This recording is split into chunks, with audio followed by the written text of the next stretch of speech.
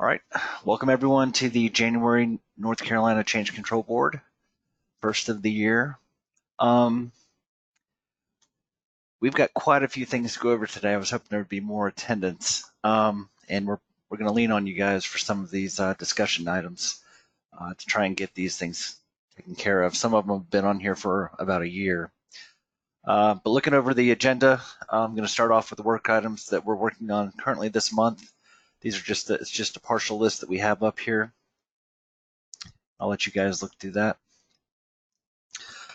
The first one, this is the marking instructions, or the simple checklist app that we were going to build, based from Mark Oliver in Mecklenburg. John, this is what I was going to ask you about just a few minutes ago. We have this starting the first quarter of 2020. Do you think that this is something we can start in March, or do we have the documentation for that still?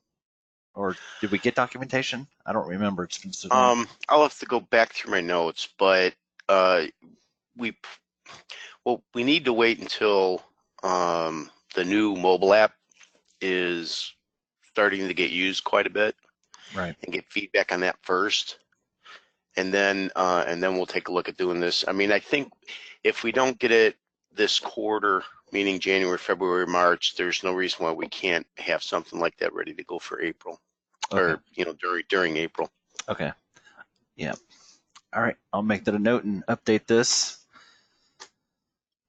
All right. So the next one, this one's been on here for a while also. I'm not sure where we're at. This is the, CDP is looking to add the risk assessment and the RCP forms sent by Rebecca Coates and Mark Myers way back. And we're not sure where this is sitting at this point. Is this something that we're still waiting on, or waiting on something from the state? Is this going to happen? We're not sure where to go with this one. If anyone has any insight, we'd be really appreciated.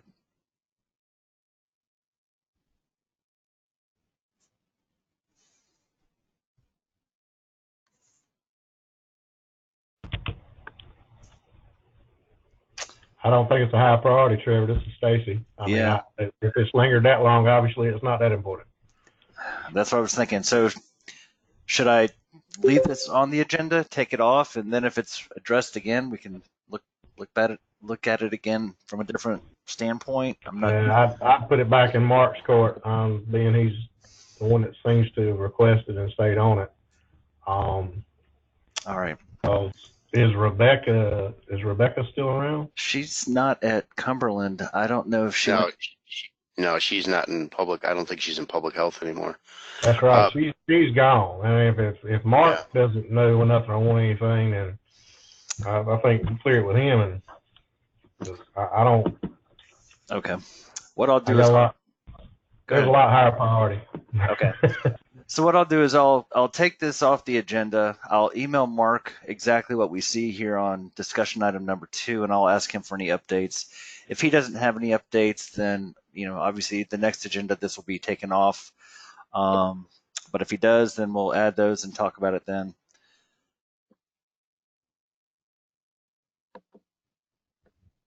Okay. Number 3, that was completed and released at the beginning of this month, so this will be coming off the agenda. That was the pool permitting, how the seasonal pools and the date used for the inspection. The next one, send emails for new establishments. We discussed this yesterday in planning, so we do have a story for this. Let me write that down. So we will go ahead. I think we have that for a February release at this point.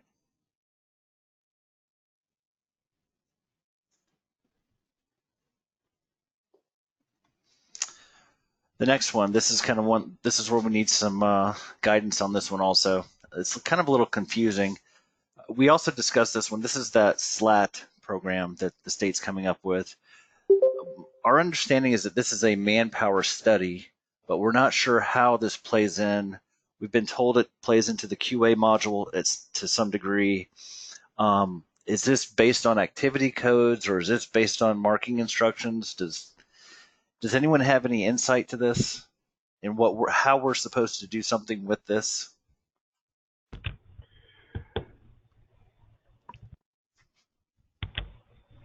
Trevor, this is Stacy. I've seen it. I've looked at it. I still have questions when we're trying to capture time and some of the activity codes, some new proposed codes that they sent out that now I understand may or may not be official codes. I wouldn't get too far ahead on that. Okay. At this point. I mean, there's just some things that for a code that I don't know how you're going to quantify time for. If you look at some of the new codes that they had listed on their proposed code sheet. Okay. Some of the items, some things they may say assign an average time for an inspection, but some of the other codes on there for certain types of activities, I'm not sure how they would assign time to. So again, I have some questions on some of those things. So I mean, I'd probably leave it there as a placeholder, but I wouldn't get too far ahead on that right now either. Mike, another question is: does this somehow play into the QA module? Well, it does. It does as far as that and accreditation. As far as this has to be done. You've got to do this, and I can't remember the frequency in the QA stuff. Okay. But it does play in as a part. It came about when they sent out those same documents with QA. So, but and again, I think there's still some gray area there where there might be something in the future. And you guys got a copy of that, right? If someone wants to send I've seen a couple different things. If someone has the latest and greatest, we'd appreciate someone sending that to us. The latest and greatest is probably 6 months old. So, you know, I mean, I think everybody's still trying to get their feet under this QA thing and get everything in place. So it's a work in progress this year. Okay. For everyone. So I think, you know, I won't see you waste a lot of time and get too far ahead on something. Yes, this is something counties will have to do. Okay. Is do that manpower study, and they always do. It's basically, I mean, I can only speak for myself, but the way I see it is basically a manpower study is something when they come and do a program review that they did on their own each time. And basically what this is doing is throwing it back in our own laps and do it ourselves to give them when they come. So that's my viewpoint on it, and that seems to be what it is, because when they come and do a program review, normally they would do that manpower at the same time, and they've got to do that program review between accreditation cycles in order to get the letters needed for accreditation. Gotcha. Every 4 years. Yeah, I see this. Lisa Morgan agrees with you in the chat box. So when it comes to prioritizing these things, obviously the QA module seems like it's the top priority at this point. And then once we figure out what this how the SLAT fits into that, we can go that route. Does that sound accurate? Yes, sir. All right. So I will put this I'll just keep this on as a placeholder until we finish up our QA module. And on this agenda, we have several items that kind of dig into the QA module, starting with item number 8. But I'll move to the next one. Item number 6, this was a new one from the last time. CAN comments broken out. We've heard from several counties and needed some clarification. I received some marking instructions from Tracy Stevens last Friday, and that would be these right here. Is this what is needed, these updated items? Would that satisfy that specific issue? I don't know if anyone's seen these things or if I should send it out to you guys to review it. Trevor, that was from a grant that we had gotten, we worked on, and we had added those. They're actually called like CAN comments, right? And we had added them to ours, and then we shared it with any county that wanted to, but they were out of date. So I know at least for our county, it will need to be updated. This spreadsheet right here that you sent me? Yes. Okay. So this is not something, okay. So Are you guys going to update that internally or as a group, or I'm just curious where to go with this specific item right here. Well, we had sent it to you originally to have you to upload it into the predefined comment section. Right. Do we want to upload this version here, or? Yes. Or, okay. Because that's by the latest marketing instructions. Okay, perfect. 6.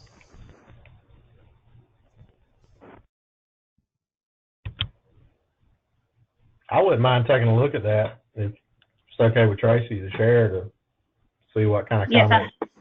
That's fine. I'll go ahead and email it to everybody just to review. All right, cool. John, is that something that you think we can get into this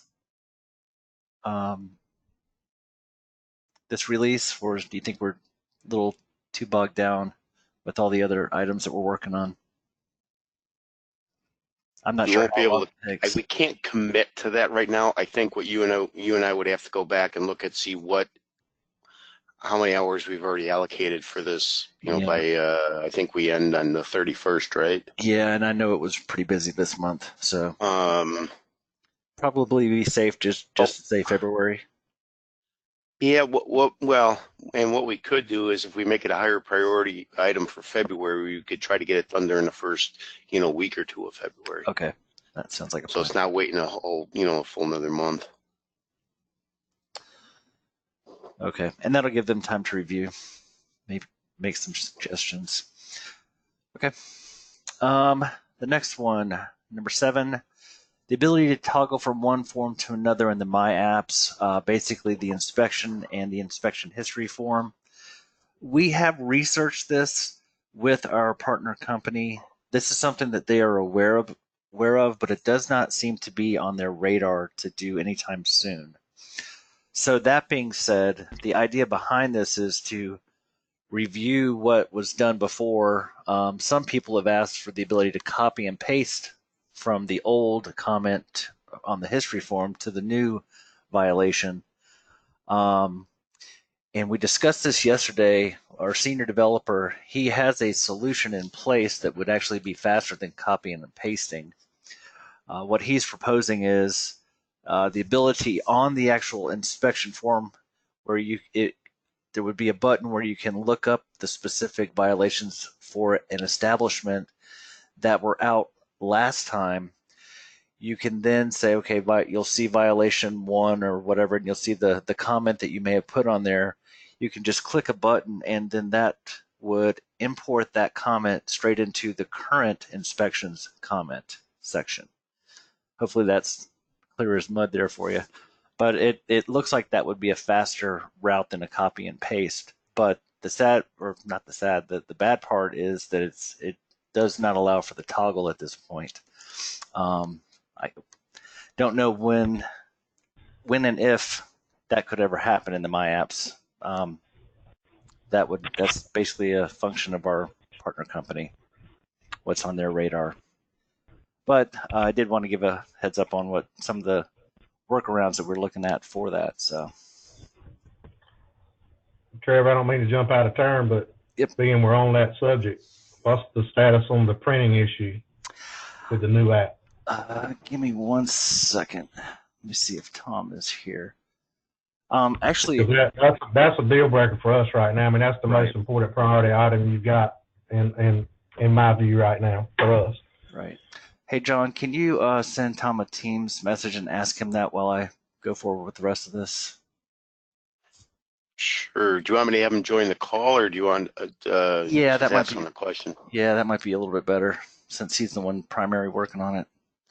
I know we've been in discussion with them, Stacy, and that is a high priority for them. I just don't know where it's at. I mean, that's the only thing keeping from turning us loose. I mean, we tried it, we ran into that, and we stopped using it. Yeah. So that's where we are. Yeah. And when you guys told us that, and everyone else, at the last CCB call, that's when it became a high priority for us. And then, of course, we contacted our partner, and then it became a high priority for them. And while we're waiting for Tom to join the call, I'm just going to go forward with the rest of the items here, and we'll jump back on that one when he jumps in. So the next three are going to be regarding the QA module. We've got a lot of questions on this, and we've had questions from you guys also. So the one thing that we discussed yesterday for item number 8, how do we want to handle the QA in the field when an inspection does not exist yet? We're trying to figure out how that's supposed to work. Anybody have any ideas on this?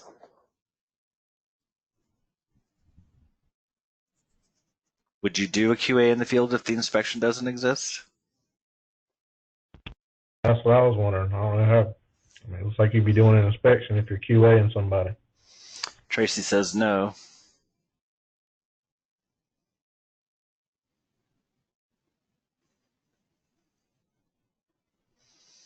So John, do you remember what the main issue is we discussed about this yesterday? If we want to block something or have a button that they would verify that it was done before they would submit, is that what we were gonna? Yeah. What? Does everybody understand what the issue is here first? So, if you're going to do an office review, when an inspection has already been done, you're going to say, okay, I'm going to do this, and you select the inspection. I want to do a QA on it. So we'll be able to link those directly together. However, when you're out in the field and you're doing the QA portion of that at the same time the inspector's doing the inspection, you can't select that inspection to do it because it doesn't exist in the database yet. So what we thought would be, would be an extra step for you guys, but we would not allow you to submit a QA form until at the end. You would have to, one of the validation rules would be you'd have to verify that the inspection you're doing has been completed and uploaded to the system. So you click a verify button. If it's not there yet, it'll remain, like on your mobile forms now, you get the red stop sign or the red circle, and you can't send it up till it turns green. That won't turn green on the QA form until you hit verify, and it does find the inspection's been uploaded. At that point, then you can finish it. So it's possible that you may be in the field and you may not, you can do them, but you're not going to be able to submit those QA forms possibly till tomorrow morning or later that evening or whatever. Depends on when the inspector uploads the actual inspection. Right. So does that sound like a good solution for you guys?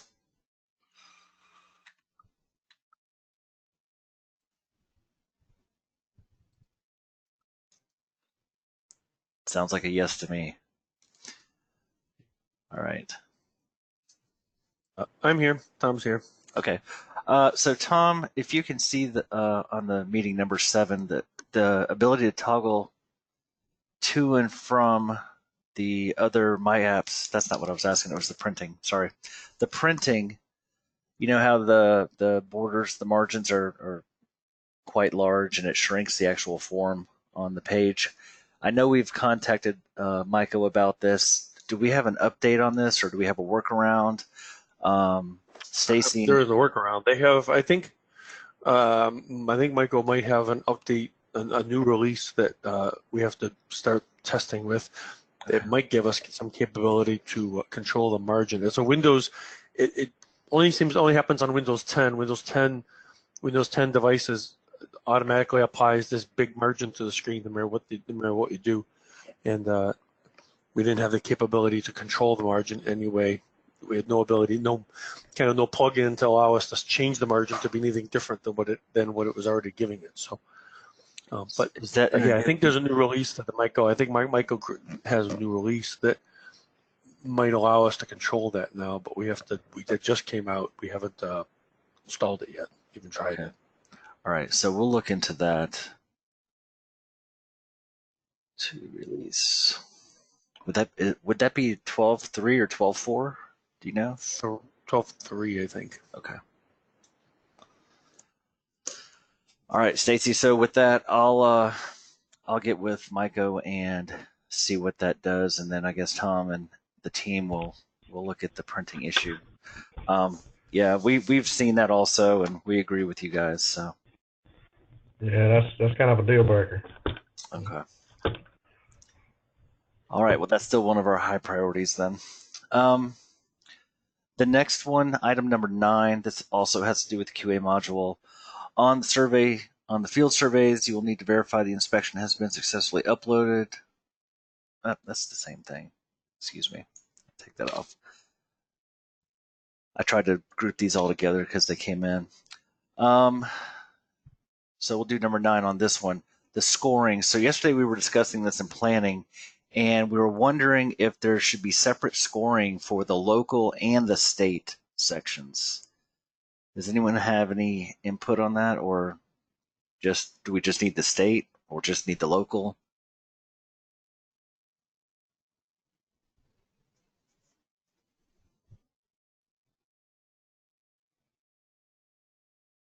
I think right now we are tracking state and local, the grade, the scoring separated.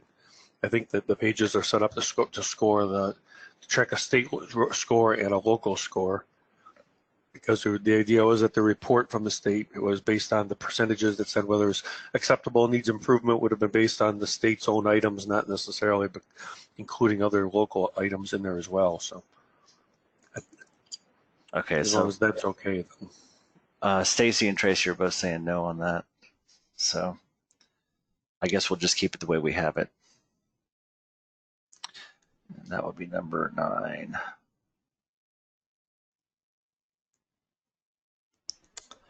All right. Next one is, this came from Forsyth County. This was an element tool. Currently, we are using report 60, and the labels are ordered by the state ID number. This report is used in conjunction with report 24 for mailing renewal applications to pool operators. Report 24 is ordered alphabetically by the establishment name, so it would be helpful to have the mailing labels arranged alphabetically also. Does anyone have an issue with us changing that to have those mailing labels arranged alphabetically?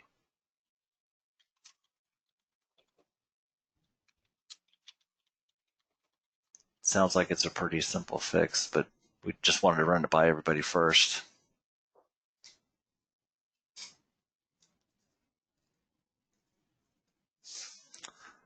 All right. I'll take that as a no issues.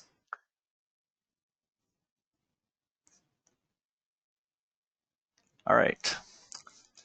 Item number 11. This was also something that we discussed yesterday. We have created a work item for this, but a question came about. We were going to split out for the regulatory names on the inspection form. Let me pull this up.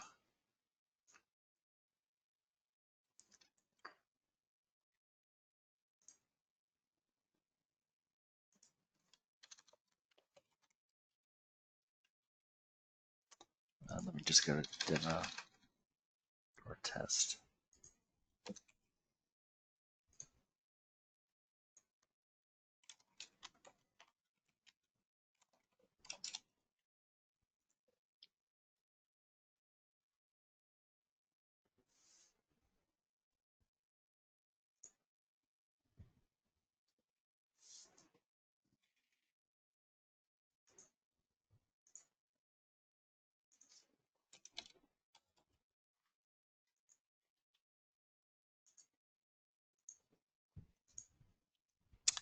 Okay, if I go to the inspection footer page, the regulatory first name, last name, if we select it here, Tom, I'm going to lean on you on this one. So we have it in the database like this, Emery/Cheryl. If we selected that, it was requested that we populate the first name and last name. What was the issue that we were running into, Tom? The formatting? Right. When we store the HS and hit the drop, when you see the drop down says Emery, Cheryl. Right. like 70% of the names are it's just stored as one field. We're not storing the first name in a separate place than the last, so it's hard to take. We're taking one big field and trying to split it and figure out which piece of that is the first name and which piece is the last name in order to populate the fields. So we were going to add separate for the EHSs. We were going to add a first name field and a last name, first name field, a middle initial, and a last name field, and then use the current name to calculate the best we can which part is the first and which is the last in order to plug it in, and make it consistent. So we have separate fields. So then when you pick Cheryl Emery, we know Cheryl will show up in the regulatory first name, and Emery would show up in the regulatory last name. Okay, so we're just otherwise because I said most of them are last name comma first name, but 20% of them are not. Our first name space last name, so without being consistent, it's too hard for us to know for sure which one is which. All right, so we're basically making sure that they're okay with us making a change. What is the change that we're going to be making that we need their permission?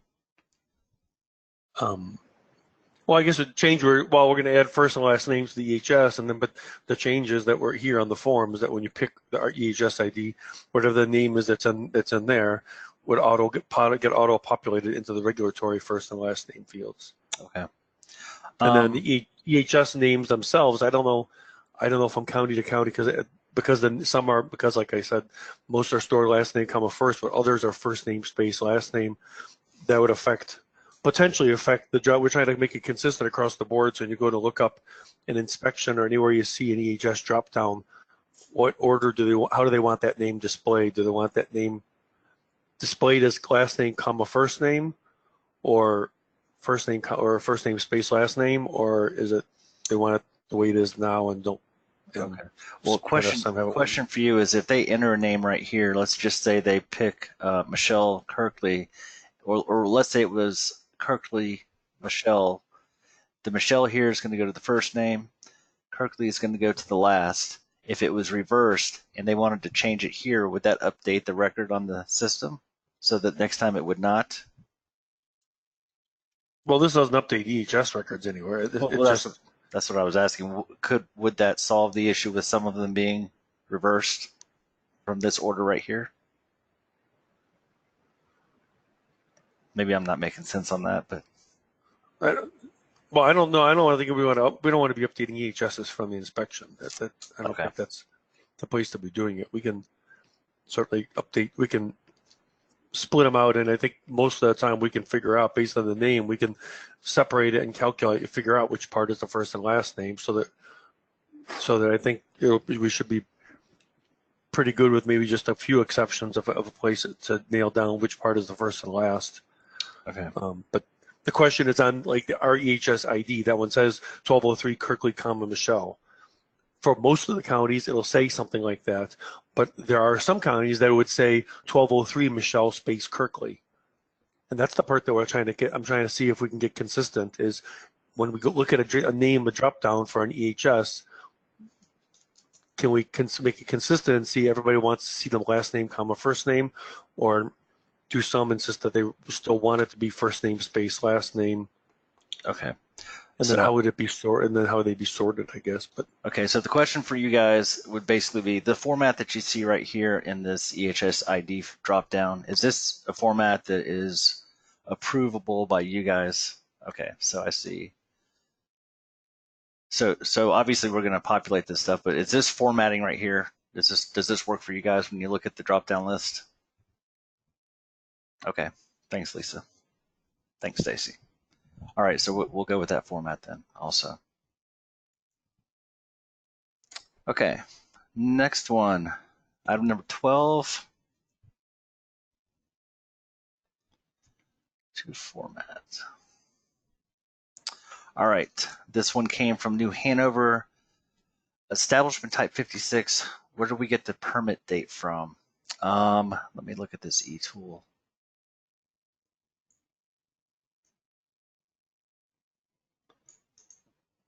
I think we had discussed this last time, or at another time. All right, so the permits for year-round specialized water recreation swimming pools is not populating correctly. The date issued field is keeping with the last year's information, or is it pulling the opening date from the premise information? It did the same thing for all 3 aquafloat spas. So basically our understanding is, when we were discussing this yesterday, for these types of establishments, types 56 and 57, this one specifically 57, whenever you issue a new permit at the beginning of the year, how do we grab that date? Like, what is the issue date?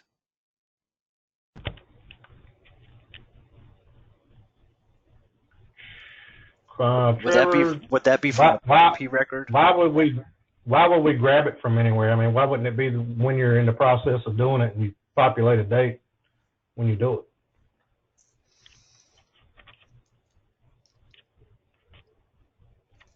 Let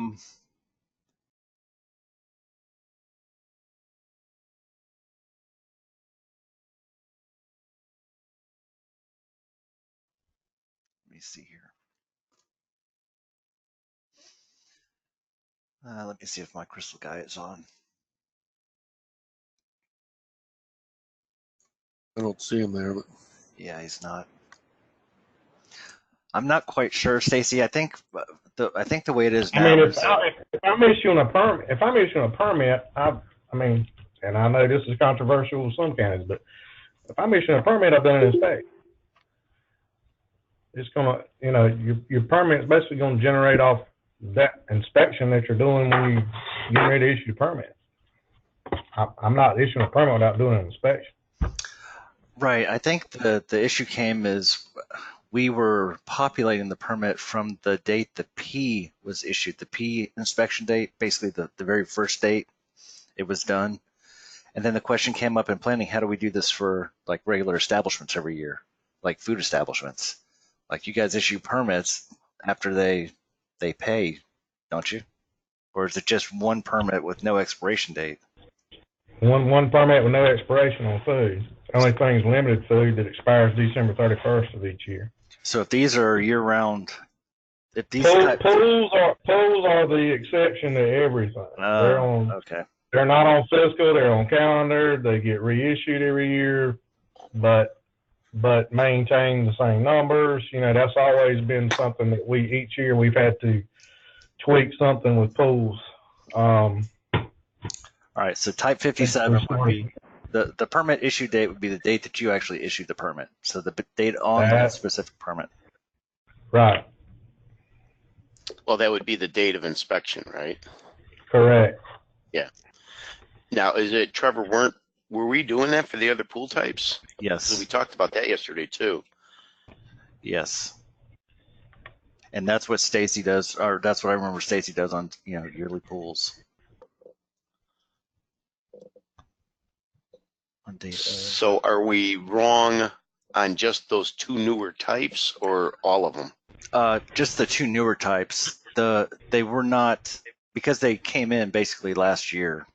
That's when Tim realized that he may have done something wrong on that one. So we just need to keep it like everything else of inspection. Just like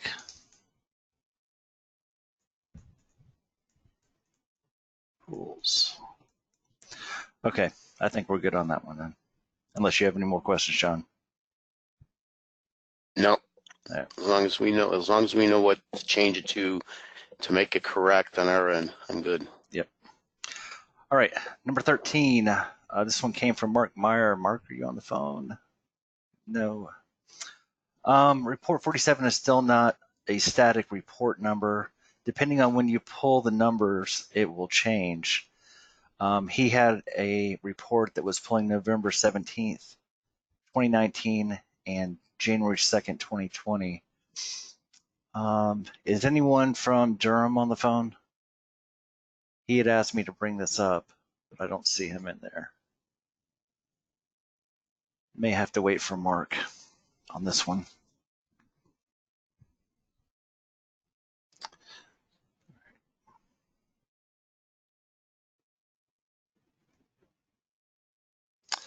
All right, the next one, since Mark's not on the phone, I'll move forward. I'll send him an email with that one also. Tracy asked me yesterday to discuss the issues that they're having with the scanned items for the on-site module. Tracy, I know you're on there. Go ahead. The issue we have, and I'm kind of glad Stacy's on here, when we're doing our on-site and our wells, the way that we issue permits is the application comes in, it's entered into IMS, and then after we go out, we issue a permit. We scan in the site drawing and attach it to the permit, and then we send it up. Then when that well or septic tank gets called in for inspection, we go back into IMS, we print out a sheet to have something to take with us in the field. So the issue we're having is when a site plan gets updated or revised, then we have to scan that into the document system right in IMS, which is not attached to that permit. And when it becomes a problem is when you have 2 or 3 people, you know, we're a small county, so I may check something for someone else in our office, and I didn't know they did a revision. So I don't know to go look in another place for an updated copy. So my question was, is there a way we could do a checkbox or something in IMS to let you know that there's a revision to go look? But I want to see what anybody else is doing too. Tracy, this is Stacy. Couple questions. I know where you're coming from on this one. So when you do your permit, your actual IP or CA, are you doing that in mobile or are you doing that in IMS? Mobile. Mobile. Yeah, and Trevor, John, I mean, it is the one kink in using mobile is if you, as Tracy says, if you got to revise and add a new attachment to that permit because you sent that attachment up through mobile, basically you got to reissue the new, you got to start over. If it was an IP and the drawing changed, you got to do that IP over again and attach, is what you run into. You basically have to reproduce what you've already done. Okay. By sending it up in mobile. And mobile is the one place where, you know, in IMS, I've got administrative privileges. I can go in and delete things out of a file.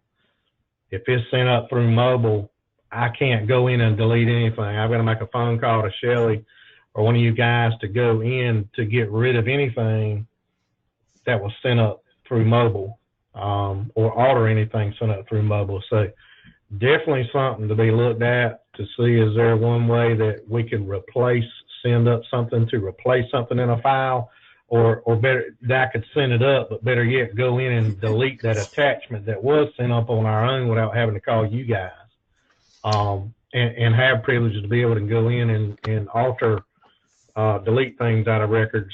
I've got several emails from my staff right now that are IPs and CAs that need to be deleted that's over the last several months that I just haven't sent you guys yet. That's just extra work for you guys. So it is something that needs to be looked at. Tracy, I don't know a workaround, and maybe these guys do, but I'm with you on this one. Stacy, what's the biggest issue here? Is it being able to delete the images right now, and that functionality? I know you don't have that right now, and you do have to call us, and I can see where that'd be a pain. Right, because if I send up an IP, you go into IP. If you look in, if I go into IMS and I select the property file and I select an application and I select do the check box and I go up in the radio button and hit images, it's gonna populate and show me everything that was sent up through mobile. It's gonna show me each document. It's gonna say IP. It's gonna say soil evaluation, IP, and then IP attachment, CA attachment. All that's going to be listed. And like Tracy's saying, let's say that IP attachment, which is the drawing that was sent up with it, something changes on that, but you don't want to have to redo the improvements permit. All you've done is, say, tweak the location, turned it or something. That there was nothing as far as the length of lines or anything is going to change on that IP. Right. You just need to make a subtle change. without being able to replace that, in order to get it there, you've got to send it up with the IP. So you got to do the IP again and attach that new updated drawing to get it to update, which is what we do. Which again, like I said, I've got a whole list of ones that need deleting right now because of that. And it's definitely something that will be helpful. We could have more control over that portion of being able to go in and get rid of things or change things or replace one thing with another. As Tracy's saying, if I just wanted to update the attachment, that there's some way to get it there without having to call you guys. Okay, so and we're so doing the it issue, a little different, Stacy. I'm sorry, John. no, go ahead, Tracy. Go ahead. Go ahead. So instead of deleting it the way Stacy's saying, because it was such a headache, we were just scanning it into IMS, but it's sitting over there and nobody else knows to go look in IMS. So it's still just a big issue, because I went out to check a well grout last week and took a site plan and got out there and looked kind of like I didn't know what I was doing, because I'm like, the well's not in the right location, but the whole time the corrected site plan was in IMS and I didn't know to look there. And that's what we ran into that in the past too, is everything gets separated, and for all of our permitting, we stick strictly to mobile only. We don't do anything in all IMS is a way to look it up and print it out for us. It's just a file cabinet for us. It's just a database. We don't create anything or when we receive an application, we will scan that application into IMS. Mm-hmm. That's the official record, is what's scanned in IMS, and we take that application, we give it to whatever staff member is going to go evaluate the lot, and he can do whatever he wants to with that application, and when he's done, he can throw that in the trash. That's the key to be able to work off of. Then he'll come in and he'll do his soil notes in the field, come in and do an actual soil evaluation in mobile, send it up, and then do his permitting and send that up. Okay. So if it's just a matter of you being able to remove what are now invalid attachments or images, yeah, we can do that. We can put delete functions on there. That's not a problem. And we'll even put, if you go to truly delete one, we'll send a confirmation, say, hey, you're deleting this. You're sure you want to continue? So you're going to have to basically do 2 clicks to do it. Just keep in mind, once you delete it, it's gone. So that now, I guess that's not, if it's just the image, it's not really that bad, because if you have a scanned in version of it, you can always reattach it again. But yeah, on any of the image pages, we can put the delete function. I have no problem with that. I guess the crux is we get the delete function. Like I described, you've got an IP, and then you got an IP attachment that's listed, and you go in there. And I delete that IP attachment, and I want to take a new attachment and get it connected to that same IP. Will it associate the two if I send, however I need to get there? Whether I send that, let's say it's a PDF, I send that PDF attachment up through mobile, is there a way to associate it with that IP? Because you may have a property file number that has multiple applications and multiple IPs under that property file. It had to be to that specific application and that specific permit, that if I sent it up, it would connect to that. Yeah, I mean, I thought we had the attachments. I'm just going to double check here. I thought we had attachments like all the way across the board with that. The way we associate the attachments, when I look at it, John, is the date, because it's sent up at the same time. Because if I see an IP and I see an IP attachment, they don't have the same date, and I don't associate the two necessarily. Let's see. So you want to get the corrected drawing or whatever it is, the attachment, and be able to attach that image to the IP or CA or whatever it is. That's correct. Okay. And you can go in my stuff if you want to look at something. I mean, that's actually, I'm looking at one of your properties right now. And I can, if you want to look at our county, I can actually give you one of the examples too. Well, I'm looking right now at Stacy, I just randomly picked one of your septic applications. It was back from 1998. And now when I get to the improvement page in IMS, the attachments button is there. So if it's on the IP, it's going to be on the CA, the OP, and the rest of them. So you can put that, you can load that attachment to either an IP, OP, CA, whatever, or you can also put it onto the application. You can even do it to the property level. Yeah, that attachments button is all over the place. It's there, but you can't add to it. What do you mean? You should. That's the whole purpose of that attachments button. If you, like, I just selected a property and I go to attachments. Hang on, John. Hang on. Let me make you presenter. All right. Yeah, I want to see what John's talking about, because what you got to understand is if you're in IMS and you're looking at attachments IMS, is it showing mobile uploads? Well, okay, so there's two issues here now that we're talking about.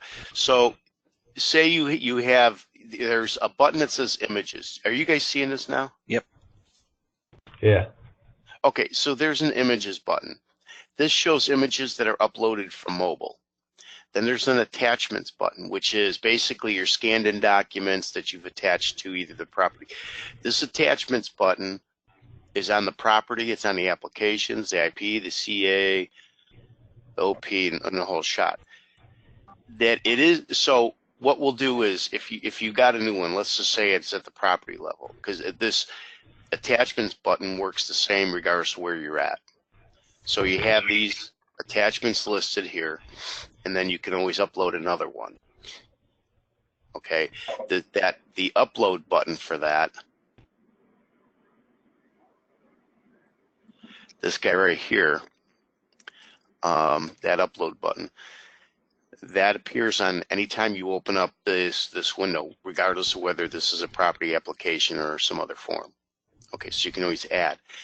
We would add a delete button there. Now, the second part of this is, we understand it's confusing as to, okay, I got these images that came up from mobile, and then I also got the scanned in documents.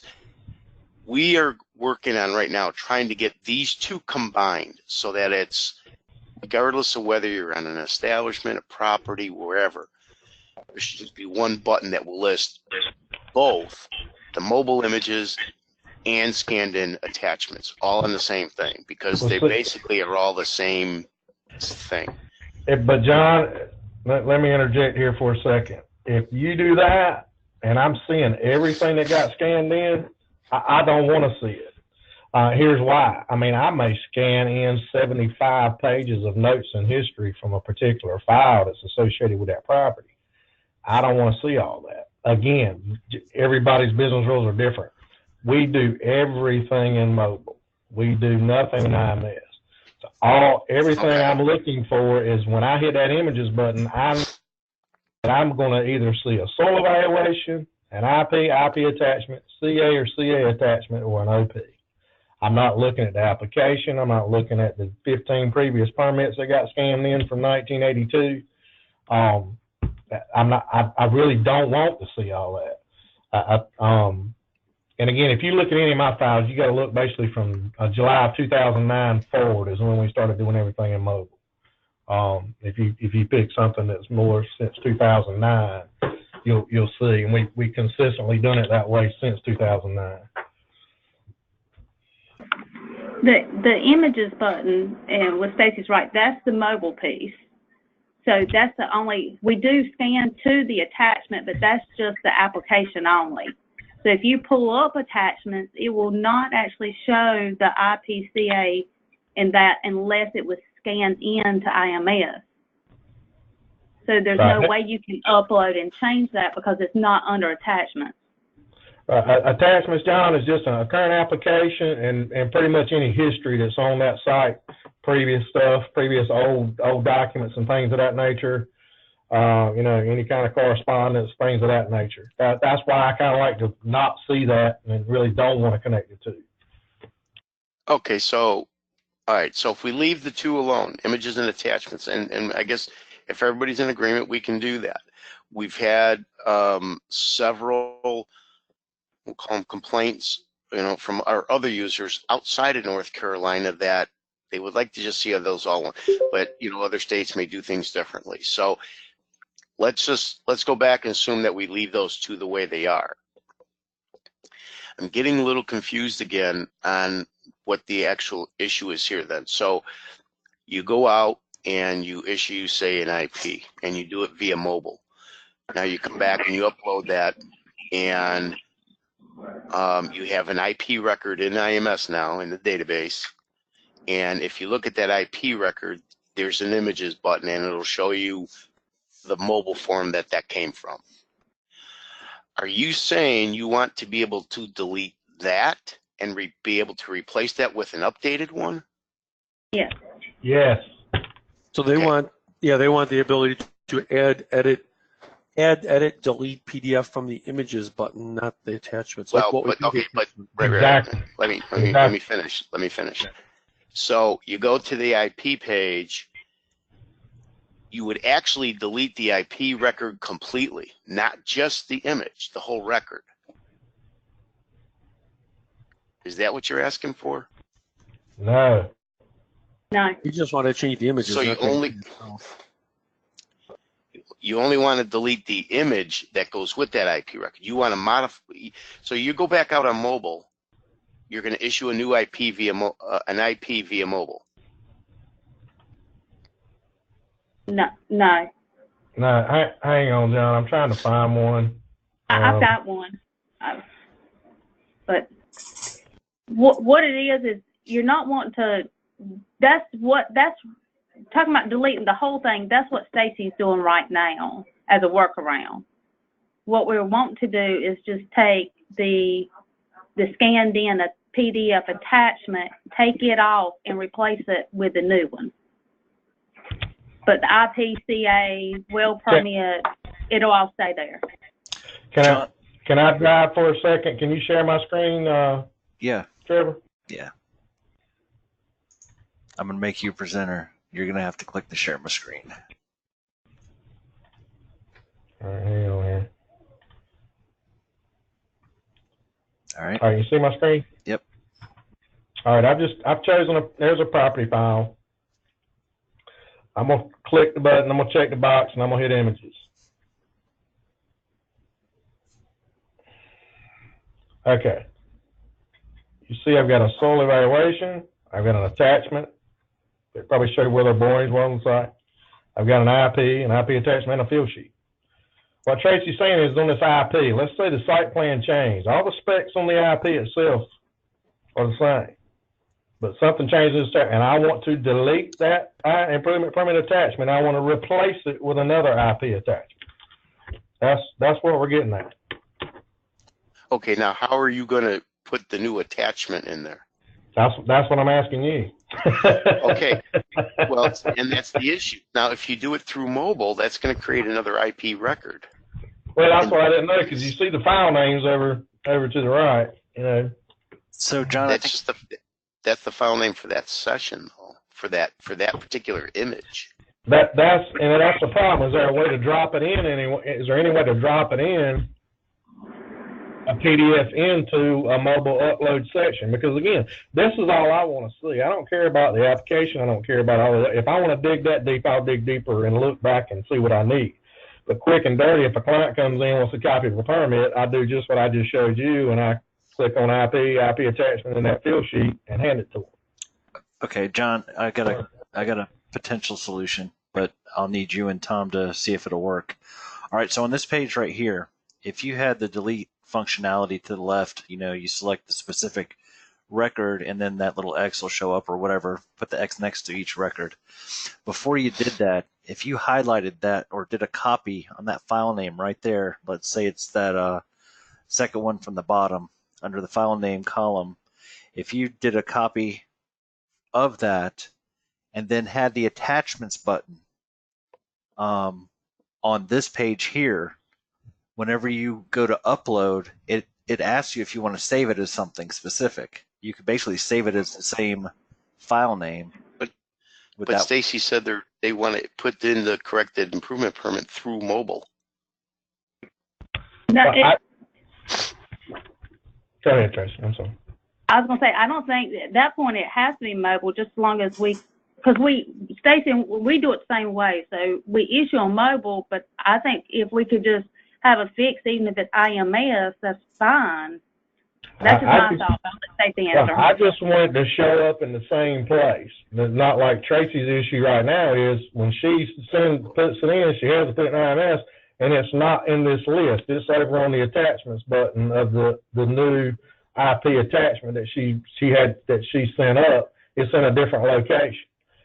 Mm-hmm. If I delete it, that's fine. But whatever, if I send something up and maybe if I label it as an improvement permit attachment, it goes here to this particular view under images.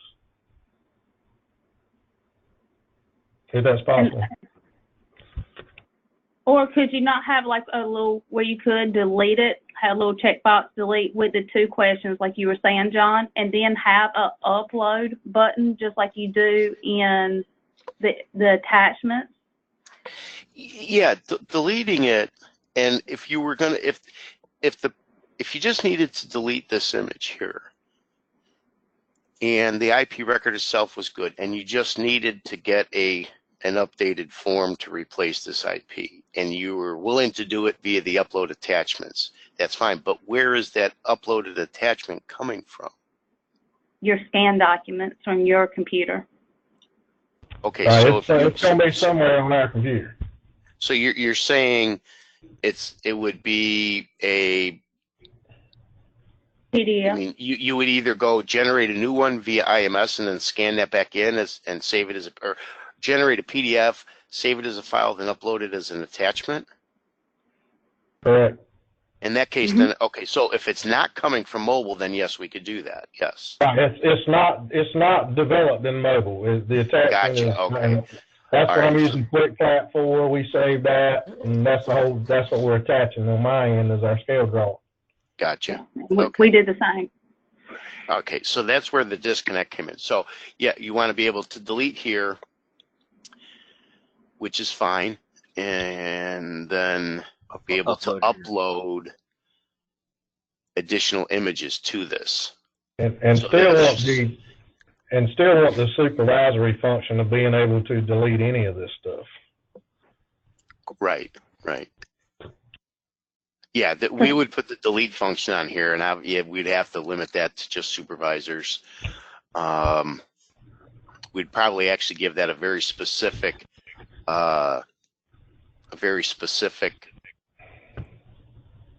security role. And then this would save you guys some work in the long run of us sending you list and calling and you having to go in and delete for us. I think it's a win for both of us if you do this. But sometimes we mess up and forget to scan in our source sheet. It happens.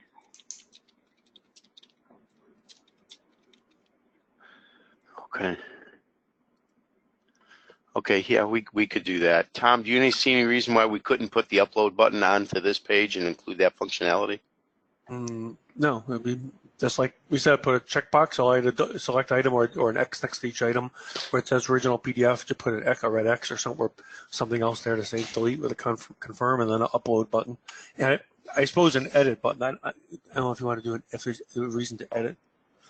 It could possibly be, I think the other one we even have it, some of the other stuff for attachments, you have an edit where you can edit the existing one and then just push a new PDF to replace the one that's there is something else that the attachments does. You can either delete an existing one, change an existing one, and just re-upload a new PDF to it, or add another one that wasn't there ever before. So in the attachments, you have those 3 options. So I would recommend all 3 again on this side. So Tom, speaking in terms of our database, if you replaced it, you would just use that same PDF log entry and overwrite it with the new file name?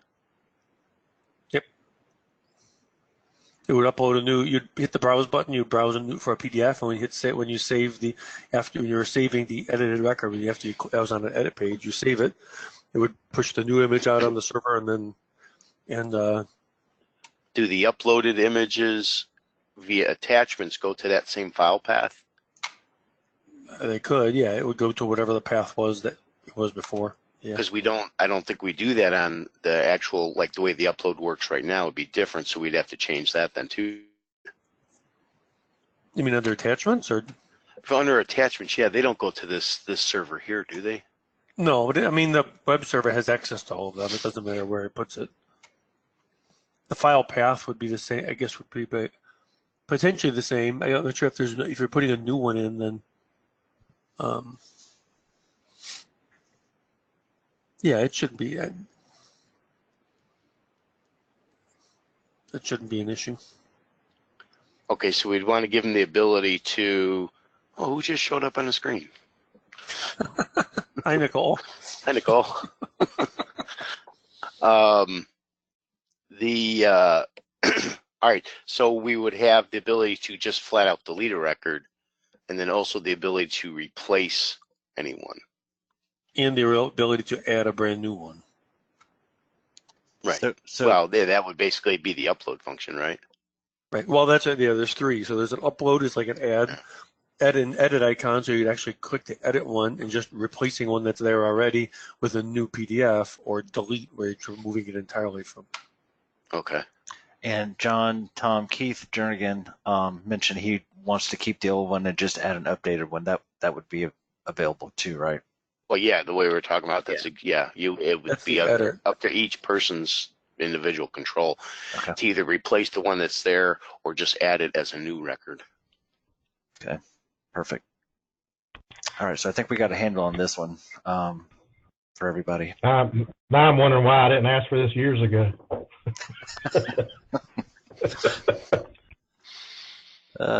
Better late than never, right? Okay. All right. Yeah.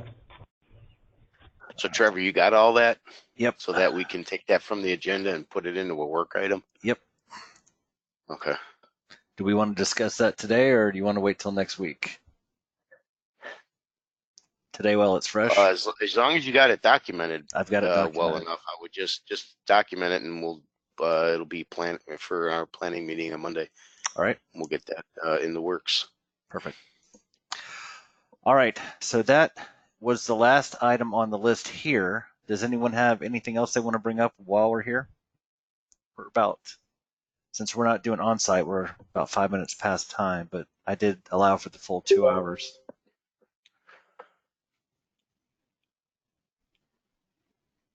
Okay, that being said, I did have a little caveat. The change control board meetings for on-site, we are going to start those up on every Thursday of the month, starting at 9 o'clock. We're going to, the first one's going to start on January 30th. We plan on doing these for about an hour to begin with, and if participation is good, or we're getting some good results and feedback, then we can extend that if needed. So just wanted to And I'd like to throw this out there for the first on-site meeting when we start that back up. And the reason I'm bringing this up is because we're facing this exact same challenge within Illinois with all our counties here. In Illinois, they've said a while back that they wanted to revamp the on-site stuff. And, and again, there was a lot of inconsistencies from county to county, basically the exact same situation you guys are facing. They decided to take it upon themselves that they would get together as a group, discuss what they thought would need to be done to our septic and wells application to really get it to where they need it to be most effective, most useful. And I thought that was a great idea. I was very open to that. They did that somewhat, and it kind of dragged on and on. It just from them being busy and everything, I'm sure you guys can relate to that. What we finally agreed on was, that, and we don't have to do this with you guys if you don't feel the need to, but I'm just throwing us out there as an idea, is actually almost like go back to the drawing board and just start from step one and discuss it from just a business flow and procedure type thing for you guys. And let's start back. Okay, you get an application, you go out do a soil evaluation, and just go through the steps and try to indicate exactly what needs to be recorded, what ability you need to have at each one of those steps. That might give us a little bit better insight to where we can offer some suggestions from a technology standpoint then, and then you guys incorporate the business flow into it. So I hate to say go back to the drawing board, but it might be, it might be good for us to take a step back so that we can move forward. And I'm just throwing that out there as a possibility. If you guys would rather just take the system just as it is and just look, see how can we change it to make it better and get suggestions, we can do that too.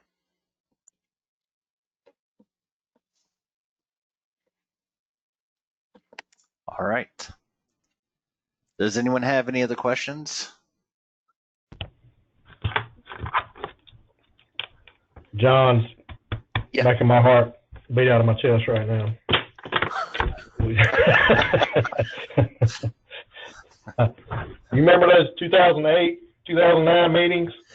Yeah, I know. I was there. I know. As long as we keep it east and the west. I'm going to say this, John. I'll be more than happy to entertain whatever you want to do. But trying to come up with something, one form that's going to satisfy east and west, you can bang your head against the wall because it's not going to happen.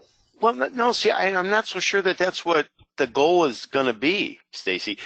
Here's one thing. One of our Illinois users said, we don't have the big geographical differences that you guys have there between the mountains and the coastal locations and then everything in between. Illinois is a fairly somewhat consistent, and there is some different geographies come into play, but they were looking at it more from, okay, so they go out and do a soil evaluation and they analyze it. Now, and I may be speaking out of turn. I'm not trained and educated in this stuff, but just from past conversations, they determine what type of systems are viable for a given location. And they seem to indicate and think that whatever type of system is identified or the possible systems, could be multiple, I guess, that then triggers some of the other information going forward that would be captured. They said their opinion was that within our septic and well system, there's a lot of extraneous, just a lot of data that they end up not filling out a lot of times, and they got to scroll through all these lengthy pages of screens and stuff. And what they said was, could we condense that to where, based on the system type selected or identified, especially once, if multiple are possible, and then the homeowner, the lot owner decides to go with system A, okay, well, that type of system, then you got to, get these measurements or capture these pieces of information, things like that, to where it's more system type driven.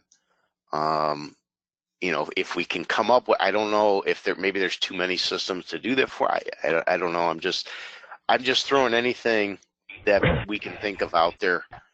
Like I said, if we just want to just take what's there and just continue to tweak it and stuff, if you guys are okay with that, we'll do it. We just want the system to be useful to everybody and effective, and make sure everybody it's doing what everybody needs it to do. However, we got to get there. I know exactly what you're talking about, though, Stacy. That was brutal. Well, the formatting was a lot of the issues, getting everything on the phone that we, to fit up there. I mean, Trevor fought with that thing forever, trying to get everything on. And there's improvements that could be made, and there's things that, I don't like that's on there that we made compromises at the time with the stakeholders that we had who may not be stakeholders anymore with CDP and using this. What you're talking about in system types, yes, I think it's something we discussed in our office in the last week on our operation permits, is capturing that specific type system. Because for instance, if you asked me today how many low-profile chamber systems went in Beaufort County, I could tell you 10 went in last month. If you asked me where they were, I couldn't tell you. So it would be helpful, like on an operation permit, to capture a specific system, brand, type, name, and everything, so that if you ask me where those systems were, so yes, I've got 10 of them, and here's where they are, to be able to pull a report like that. That's something that I wanted to talk about, you know, at our on-site change control board meeting anyway, is the ability to do that. Because in our daily activities, we capture, we send the state how many systems of what types went in, but they don't say where unless it's a repair on page 2 where we have an identifier of where it's located. So there's improvements to be made. I don't know that we need to start over, but there are improvements that can be made. So if you guys, Stacy and everyone else that's on the call, if you guys or everyone that's on the call that has our on-site modules, if you want to send me changes, ideas, or whatever, I can go ahead and start, you know, creating a brand new change control board agenda. You know, kind of wipe what we had because it didn't seem to go anywhere at all, and start with all these new ideas, and we can go forward with that. If that sounds okay. Sounds good. Sounds good to me. All right. Anyone I have? think the biggest thing is that we get participation, because it really, the attendance and the participation in those meetings really kind of just faded to where it was almost, we were down to like 2 or 3 people showing up, and it was going nowhere. Do you have an email list of the specific counties who are using on-site and a contact for the on-site person? I think we can get that. We may can start a conversation by email that may generate some comments prior to us even having a call. Trevor, Mike Peth would have that information. He has it identified as to by every county as to whether they're using on site or not. Okay, I'll get that to you guys then, or just Stacy, or does anybody else want it? Right. I mean, I don't mind sending out a conversation starter of things that I see that need to be discussed. I mean, I'm not saying one way or the other where I want it, not want it, but there are some things on there, such as you've got a variation in trench depth. There's 2 different trench depths you can put up there, whether they want it that way or whether they want just the trench depth's 12 inches and it's 12 inches. It's not from 12 inches to 18 inches. Do you want to leave it like it is, or do you want to nail it down to 1? And what's everybody's opinion on that? You know, I think that's the kind of questions that I'm not saying what's right, what's wrong, just kind of get everybody's opinion on how they feel about the way that is on an IP or a CA.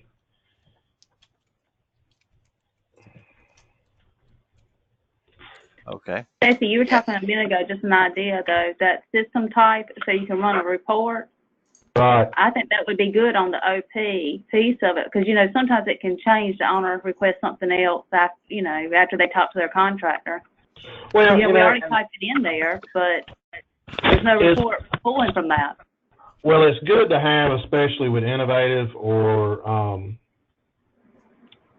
provisional approvals. I've been on that House committee, that on-site wastewater task force that we met over the last several months, and one thing that'll be coming in those 18E rules, where a lot of your manufacturers are trying to achieve accepted status for a system. You know, they're looking at doing surveys on 250 systems of that type. And when they come to your county and are like, hey, can you tell me where this specific type systems, where they are? That would be helpful, because we know many times we don't even have an address because they haven't got a building permit. We don't have a physical address. What several members of that stakeholders group wanted health departments to start doing was capturing a physical address for every one of those type systems, and I told them, look, that's not possible. We can't. Many times we don't have an address when we're issuing permits. Sometimes we don't even have an address when a system goes in. So they backed off of that. They withdrew that motion, but it is something on an OP, if we know that we could pull a report to hand whatever company has that specific system and they want to go out on their own and pay someone to survey those systems, at least we can provide them an information and say, here's where the 25 are we know we have in our county. That's kind of what I'm getting at, is trying to locate what we've got, because we don't know how to perform it if we don't know where they are. That's true.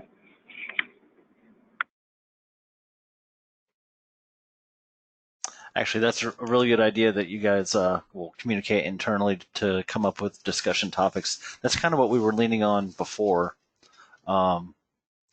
So I've got on some notes here. I'm going to send you guys a list of the counties that are using the on-site module, so you guys can start that discussion item. And Keith, I got Trevor, your. Sorry. what I would do would be when you get that list from Mike, and you got to identify which counties are actually using that on site. Yep. I would send out a first email that contains that last item in the blue about the CCB meetings, and then a discussion can start from there. Okay. Ahead of time. Okay, perfect. Keith, I'll send that to you as well. Anyone have anything else?